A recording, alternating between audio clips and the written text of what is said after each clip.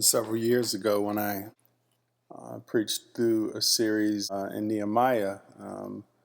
The Lord back then was giving us a heart for one day owning our own building. And so my heart just began to be burdened. I knew we weren't ready to move at that time from Jay Robinson, but I knew that eventually we would get to a place where we would occupy our own building. And so I created a program called Project 218, trying to motivate the church to be committed to this idea of building at some point.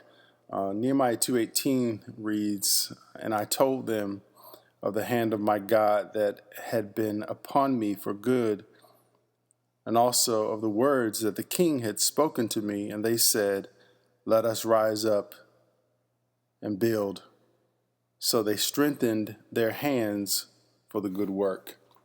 And I knew in order for us to one day occupy a building, everybody had to be committed to do the work that it took in order to occupy a building. I believe as we occupy this space, God is going to blow our minds. I can see many people saved. I can see homes changed. I can see a redemptive uplift to our community. When the gospel comes into a community and affects the people that's in that community, there's a shift in that community. It's called a redemptive lift. And I believe that the Lord is going to use us to herald and proclaim the gospel and live the gospel in such a way that it changes this community. I'm excited about the counseling that's going to go forth. I'm excited about the preaching, the teaching, the discipleship, the training, the leadership development.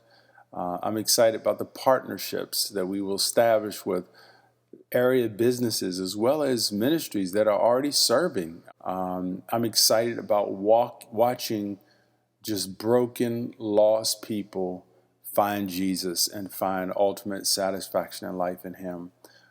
There's no other thing on this earth that I long to see than to see sinners redeemed and their lives changed, and then them going out and helping other sinners be redeemed.